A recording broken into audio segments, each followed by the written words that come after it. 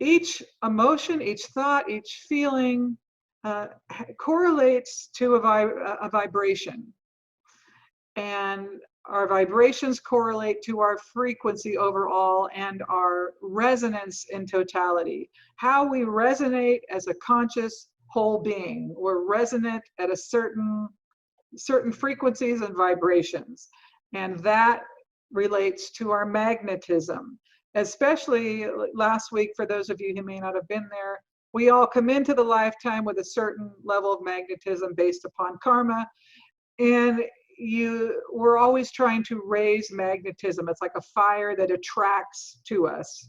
So our resonance relates to our magnetism at its current state. And so if we're trying to improve magnetism, we have to be aware of the frequencies, the vibrations we're digesting and consenting to on a daily basis. So anger and violence at the bottom there, I showed you, these are harsh, thick, and slow-moving vibrations. You can create from any vibration, but you probably won't like what you get if you're creating from anger and violence. So when I talk about anger and violence, and I said it's counterclockwise, so there's different things that can happen here. You can have, so if you have rejection, stop energy, high frequency vibrations. Counterclockwise means you're actually going against the wellness of universal consciousness, because if you ascribe to a point of view, I do, love is the dominant, divine love and wisdom is the dominant force in the universe, and nothing trumps it. It is, and that's why we have to be receptive to what divine love and wisdom gives to us. Anger and violence is the opposite of that. So a clock goes this way, counterclockwise the other. So you're actually doing harm to yourself and to the system when you act out of those types of vibrations. If you go up a little bit, you've got self-doubt, you've got self-abandonment, self-loathing, depression. That serves as just a rejection energy. Those are the types of energies that just, when you talk, Ben, in the chat room, you were saying, how do I stop it? Well, these would be repulsing. You're repulsing yourself and life. They go together.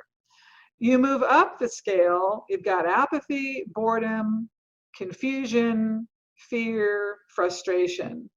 These are just stop energies.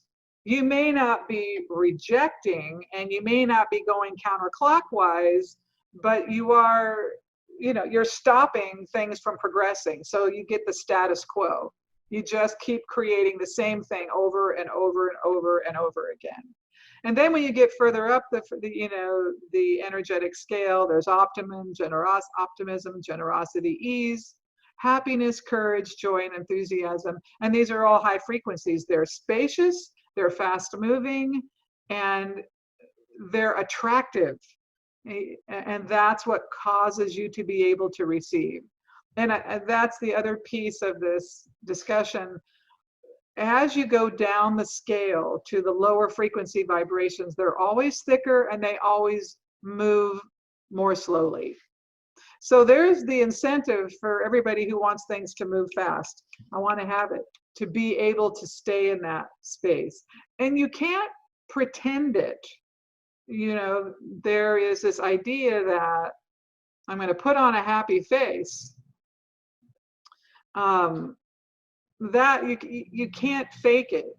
You actually have to become these things. And again, this is why the repetition, get it into the brain. We're going to understand these principles, and then we start to practice them so they become part of us. But understanding your vibrations and your frequencies is huge in the process.